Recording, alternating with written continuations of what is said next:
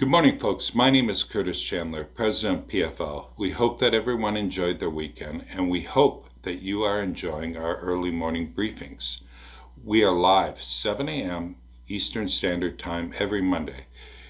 If you are viewing this podcast through our reports and are up at 7 a.m. Eastern on Mondays, please tune in next week live instead.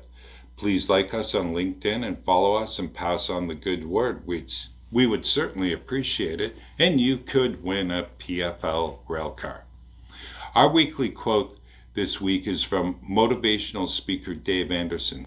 Dave once said, "While you cannot control adverse circumstances, you can choose an attitude that helps you endure them or benefit from those circumstances." We, of course, really like this one, folks. There are certainly so many things out there we cannot control.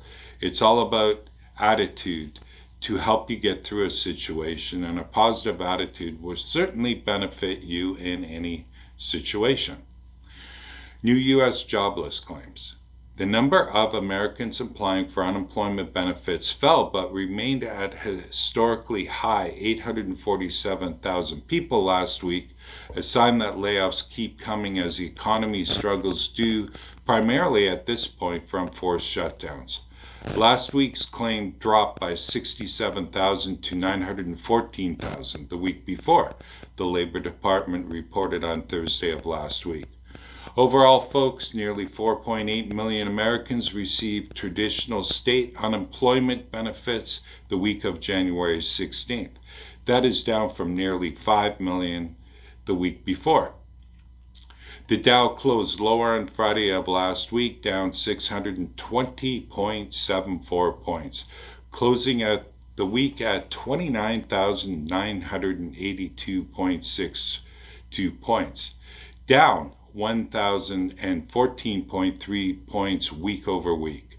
The S&P closed lower on Friday, down 73.174 points, closing out the week at 3,714.24 points, as down 54.01 points week over week. The Nasdaq also closed lower on Friday of last week, down 266.46 points, closing out the week at 13,070.69 points, down 472.37 points week over week. In overnight trading, Dow futures traded higher and are expected to open up this morning roughly 186 points. WTI crude oil for March delivery fell 14 cents to $52.20 a barrel on Friday of last week. Brent crude oil for April delivery fell 6 cents to $55.04 a barrel, while the March contract increased 35 cents to close at $55.88 per barrel. U.S. commercial crude inventories decreased by 9.9 million barrels week over week. At 476.7 million barrels, U.S. crude inventories are 5% above the 5-year average for this time of year. Total motor gasoline inventories increased by 2.5 million barrels last week and are 3% below the 5-year average for this time of year. Finished gasoline and blending component inventories both increased last week. Distillate fuel inventories decreased by 800,000 barrels last week and are 8% above the 5-year average for this time of year. Propane and propylene inventories decreased by 2.2 million barrels last week and are 9% below the 5-year average for this time of year. Total commercial petroleum inventories decreased by 11.7 million barrels last week. U.S. crude oil imports averaged 5.1 million barrels per day last week, a decrease by 1 million barrels a day week over week. Over the past 4 weeks, crude oil imports averaged 5.7 million barrels a day, 13.9% less than the same 4-week period last year. Total motor gasoline imports including both finished gasoline and gasoline blending components, last week averaged 465,000 barrels a day, and distillate fuel imports averaged 474,000 barrels per day. Oil is higher in overnight trading, and WTI is poised to open at 52.51, up 31 cents a barrel from Friday's close. Total North American rail volumes were up 7.4% year over year in week 3, resulting in year-to-date volumes that are up 6.3% year over year. 4 of AAR's 11 major traffic categories posted year-over-year increases, with the largest increases coming from intermodal at plus 14.4% and grain at a whopping 30.9%. The largest decrease came from petroleum at minus 15.4%. North American rig count is up by 8 rigs week over week. The U.S. gained 6 rigs week over week. The U.S. currently has 384 active rigs. Canada's rig count was up by 2 rigs week over week. Canada's overall rig count is 174 active rigs.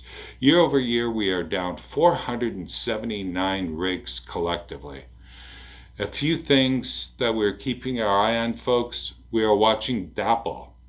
A U.S. appeals court dealt a blow to the Dakota Access crude oil pipeline on Tuesday of last week, upholding a lower court's decision to throw out a key federal permit for the line and ordered a lengthy environmental review that will determine if it can keep operating.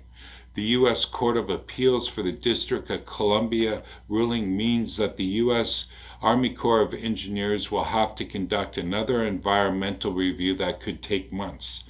The line can remain open, however, as the appeals court disagreed with a lower court ruling that ordered the line shut while the environmental review is being conducted. The attorney for the Standing Rock Sioux tribe said the Biden administration could shut the line now. The Standing Rock tribe has filed for an injunction to shut the pipeline while the environmental review is underway. He said, "We look forward to showing the U.S. Army Corps of Engineers why this pipeline is too dangerous to operate," said Standing Rock Sioux Tribe Chairman Mike Faith. Shippers who use the line told Reuters on Tuesday that because the line can remain open, it is for now a win for Energy Transfer. We are watching CP, who is bullish on crude by rail out of Canada. CP expects to see crude by rail business will benefit U.S. President Joe Biden's formal revoking of the XL pipeline, which could have carried some 830,000 barrels a day of Alberta crude to the U.S. On an earnings call of Wednesday of last week, President and CEO of CP, Keith Creel, said, "We think that this creates more support for scaling up and expansion of the DRU. And so we are bullish on the opportunity. While pipeline capacity will eventually catch up to meet demand, Biden's decision means it will take longer to do so. Ultimately, he believes there are opportunities for both pipelines and crude by rail. A diluent recovery unit, abbreviated as a DRU, allows an oil company to extract the condensate used to allow bitumen to be transported via pipeline. Bitumen is usually too thick to flow in a pipeline, therefore it has to be blended with condensate to flow in a line. Condensate usually trades at a premium to WTI, so adding condensate to dilute bitumen enhances producers' return. By taking the condensate and injecting it into a coiled and insulated car, raw bitumen is considered a non-haz product for transport on rail and receives preferential shipping rates, making it competitive with pipelines.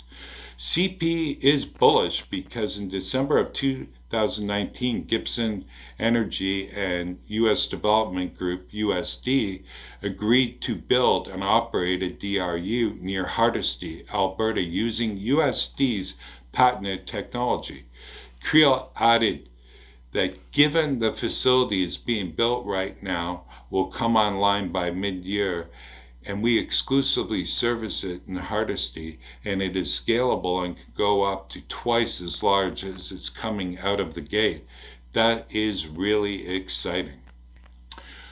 We are watching Enbridge Line 5. In other news regarding yet another pipeline battle, Enbridge Line 5 is going ahead.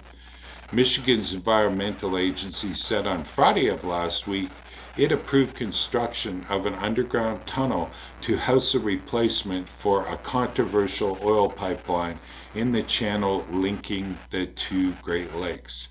Petroleum by rail.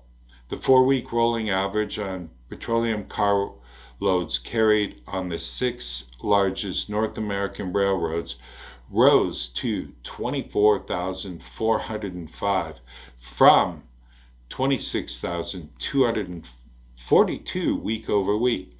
Canadian volumes were mixed. CP shipments fell by 4.6%, and CN's volumes were up by 7.1%. U.S. railroad operators were also mixed, but up overall. NS had the largest percentage loss, down by 2.3%, while CSX had the largest percentage increase by 8%. President Joe Biden ordered last week the federal government to buy vehicles made in America with union labor. There's just one problem. No such vehicle exists. Tesla Inc., the leading U.S. electric vehicle manufacturer, has several made models, but isn't unionized. And while General Motors employs union labor to make the electric Bolt, roughly 3/4 of its components come from outside the U.S., missing the 50% threshold to be considered American-made under federal procurement law. For a more detailed and in-depth analysis on what we're watching, please read this week's Rail Report, either emailed to you or visit our website under Reports for the latest and greatest from PFL. Well, that's all for this week's podcast. We hope that you have a great, safe week, and we will see you next Monday. PFL has been extremely active in storage and all related railcar activities. Make sure to check out our just posted reports at pflpetroleum.com or call PFL to troubleshoot any question or concern that you may have, and our phone number is 239-390-2885.